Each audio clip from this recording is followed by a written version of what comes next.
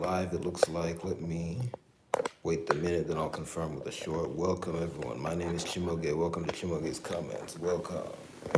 Sure you see my name information before. If you haven't covered them, no, go look up Chimoge, Chijioke Ibe. That's my government name. Chimoge is my given name. CHIMAOGE. My best nickname. Is that what it's called? That's the best nickname. Moge, M-A-O-G. There we go. Hope that becomes my saved name one day. You give me names, you save name. Because when they gave it to you, they saved you from being nameless. Doesn't mean they did well. Because we got a lot of Peter and Paul out here, but something. Anyway, the point is, you know me. You can also look up Chimoge Chijioke Ibe.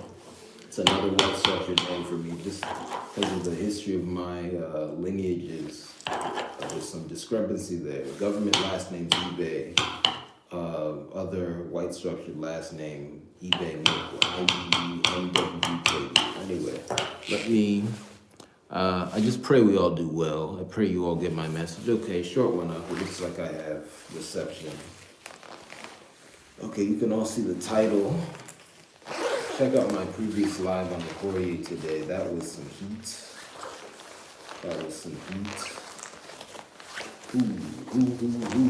The hand of God. The hand of God smacks God in the face when he tries to come to the world and spread it.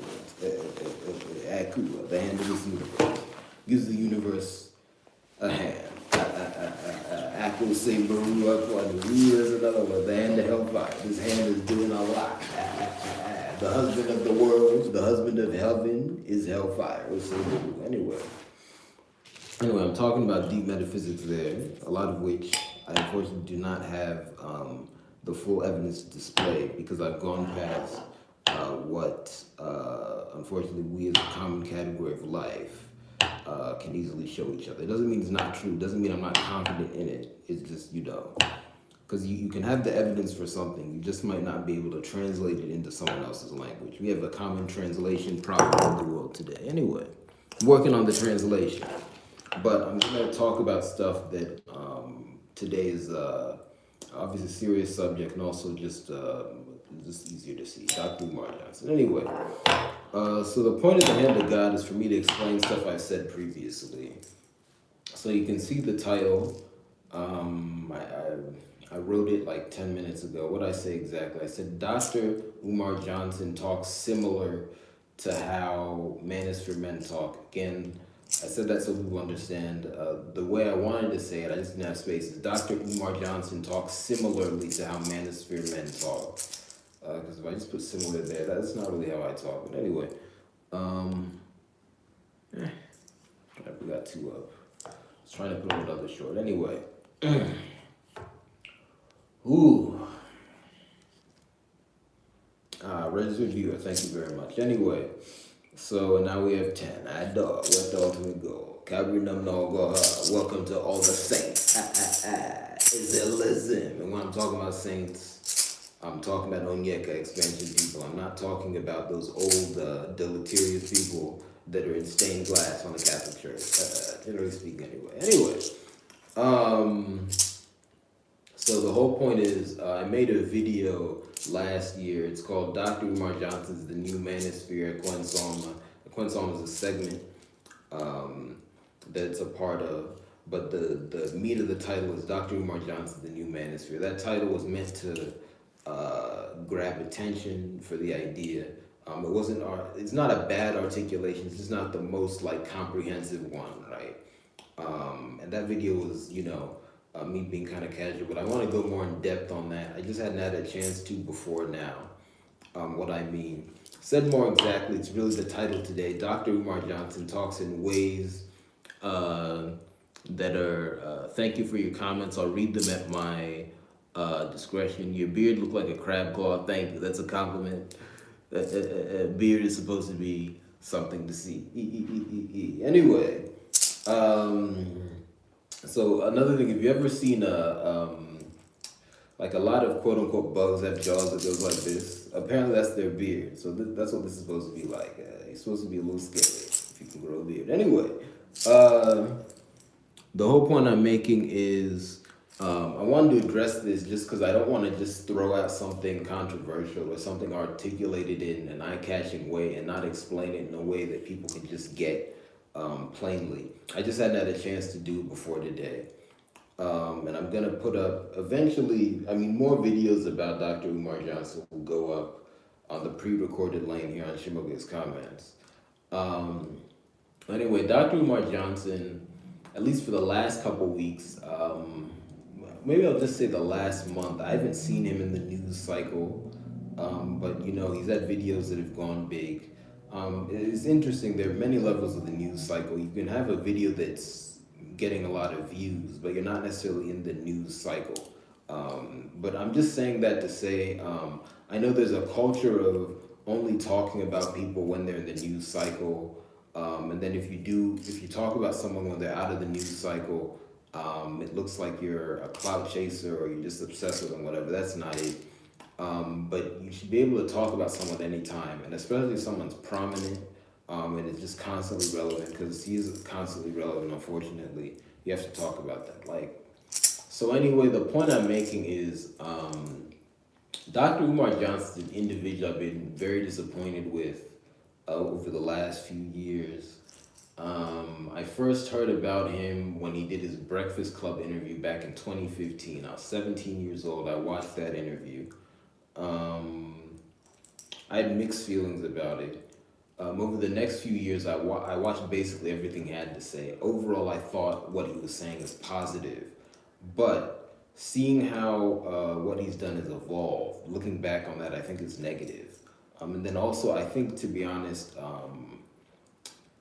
I just couldn't fully articulate some of the differences I had with what he said. But to make a long story short, over the past few years, and I want to say at least since 2023, we're in 2026 now, at least since 2023, he has honed in on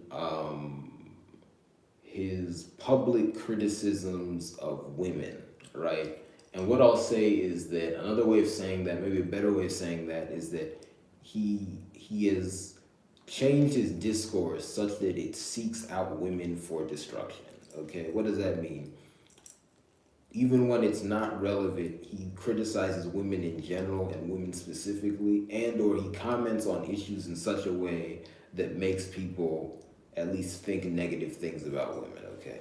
What does that mean? There are vast implications to that, but the biggest implication I want to give is that it just makes people hate life, right? Because if people just hate women in general, they'll just hate life, okay? Just because men and women, I mean, this is very basic, but what I'm saying here is if someone is making a basic logical error and then committing acts of intellectual destruction on that basis, they're trying to destroy society at the root. So men and women working together is necessary for life. You take out the women, there's no life. If you hate women, you hate life, okay? So that's what he's done. And the way he's done that has suggested that that has been something he'd been holding back in his discourse previously. So the reason I made the comparison between him and the Manosphere is what I've noticed is there's a large segment of the population that has a need to hear negative talk about women on a daily basis. And I'm gonna think about how to articulate this next point. I'll say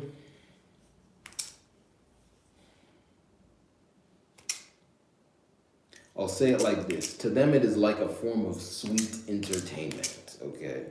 It is like a form of sweet entertainment, okay? So they get sweetness from hearing it. Without it, based on how they've chosen to act, they would explode, right? Obviously, they could choose to act in a better way and they would actually just be repulsed by that stuff, but that's not how they behave, right? So, how do I say this? I think that the way Dr. Umar Johnson has evolved, he stepped into the space that was left vacated by the late Kevin Samuels, right? And he's done that while also still having a stranglehold, at least symbolically, on the space of, and this is a vague space, but I'll call this the space of Black people who want to survive. Okay, what does that mean? So a lot of times when people talk about Pan-Africanism, Pan-African nationalism, things of that sense, what they're really saying is Black people should actually attempt to survive. Okay, that is not articulated enough, and unfortunately, that is not put into action enough. And then because of that, when people come to talk about it, one, oftentimes there's misunderstandings, and two, people don't get to action. Okay, so what am I saying here basically? This is something to look at and something to stand out. We can't say nip it in the bud because it's already exploded, but we have to attack it, right? Because what Dr. Umar Johnson has done, one, it raises a lot of questions, right? First of all, who vetted this man, right? He first got world famous in 2010. Should I say world famous? I'll say he was first, I'll just say publicly famous in 2010 because he did an interview with a radio station in 2010 that got famous. But then it was really when he went on the Breakfast Club in like 2015, he got world famous, right? So there's a lot that went into that. And I'll just look at the Breakfast Club line. He was in at least his, well, he would have been in his 40s at that time, right? He had a PhD, he did all this stuff. And just when you look over the course of his life, there's just a lot there. I don't even know if you can call them red flags. It's more than that. It's just like the evidence is there, right? So it raises the question, who knew him in person, who vetted him, who failed to vet him? Why did this individual end up before the people, right? Because there are always some questionable things he said. Before, when I would have called myself a fan of Dr. Umar Johnson. And all that means is that I'm just trying to say I think that I saw him do positive things, basically. There's too much fanboy culture in the world today. It's hard to say I saw someone do something positive. If you say that, people will assume you want to marry them. That's just not true. But anyway, the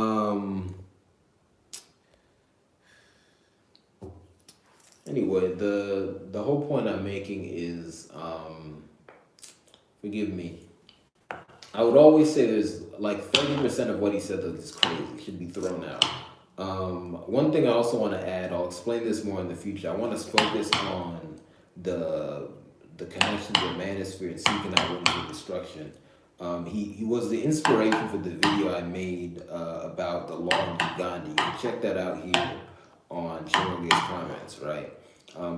At the time I just didn't mention him because he's not the only person who's proponent of those kind of views, so I didn't want to just talk about him. But in hindsight, I think I should have at least mentioned that. Anyway, that's a different hand of God. But for this one, right, for at least 30% of what he said was crazy, but there was a 70% I thought was valuable. Now I probably flipped that percentage.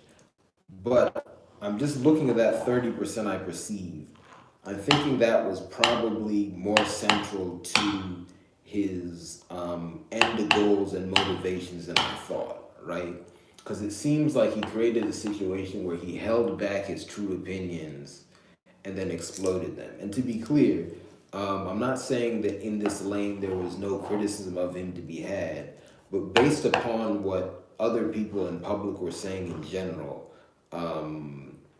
I didn't think that it would be fair to make an individual criticism of him. And then especially in the space of people who say they want Black people to survive, a lot of those people, quite frankly, would talk much more negative than him. So I thought to an extent he was just trying to be moderate because of political considerations or whatever. But it looks like that's his main goal.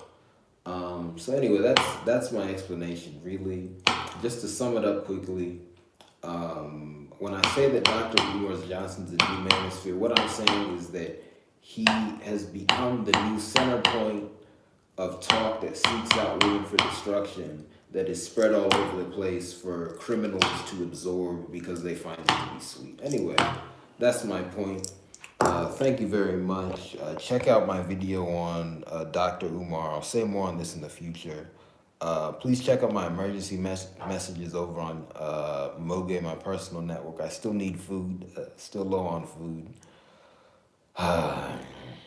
Yeah, anyway, to patronize, you can buy my art, you can buy my merchandise, you can subscribe on Patreon, and then you can also donate. The links to all that are in the About section. Thank you very much. Before I go on too long, let me dip out of here. See you next time.